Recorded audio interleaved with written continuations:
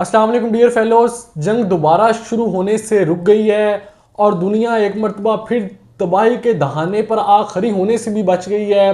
जो seize fire था वो उसकी म्याद ख़त्म होने जा रही थी और ऐसा ही लग रहा था कि अब ना कोई मुज़ाकरात होंगे, ना कोई गुफ्तगू होगी, ना कोई बातचीत होगी।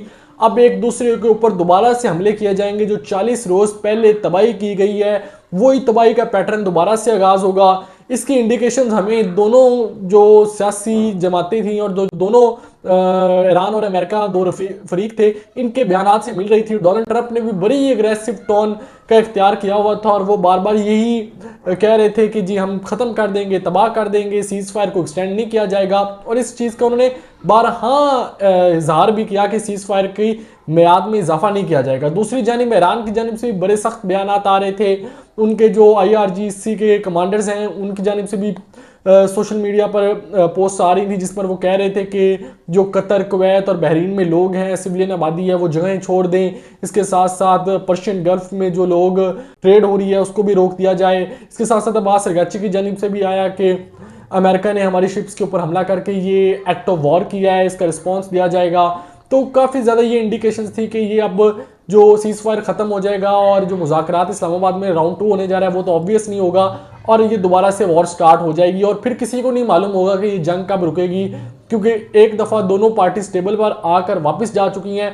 उसके बाद दोबारा टेबल पर लाने के लिए तकरीबन हमें 40-50 दिनों की मजीद बमबारी देखनी पड़ेगी, फिर ही पॉसिबल हो सकता है कि वो दोबारा टेबल पर आए।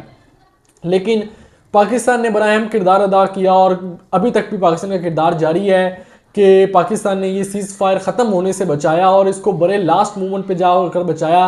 जिस तरह लास्ट टाइम पाकिस्तान ने बिल्कुल लास्ट मोमेंट पे जाकर दुनिया को एक बड़ी तबाही से बचाया था, जहां पर डोनाल्ड ट्रंप बहुत बड़े हमले करने की धमकियां दे रहे थे और ईरान भी मुकम्मल रिस्पॉन्स देने की जो ऐलानात कर रहा था। तो एक बहुत बड़ी जंग से पाकिस्तान ने दुनिया को बचाया। तो लोग तो कहते हैं न्यूक्लियर वॉर से बचा लिया, ये भी कहा जा रहा है कि वर्ल्ड वॉर 3 से बचा लिया।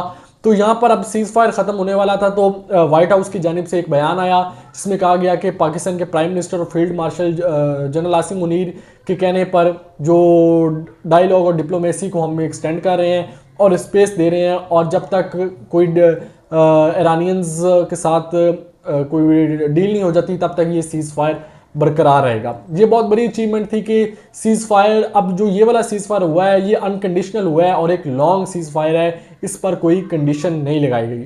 अब पाकिस्तान की जानिब से मुसलसल कोशिशें अभी तक भी जारी हैं की जा रही हैं कि दोनों को टेबल पर लाया जाए। अमेरिकन डेलीगेशन तो आने के लिए भी तैयार था। फिर आज सुबह जो JD वैंस है उनका दौरा मौखिर हुआ पर इस्लामाबाद का, वाइट हाउस ने इसकी तस्दीक की और अमेरिकन मीडिया ने भी।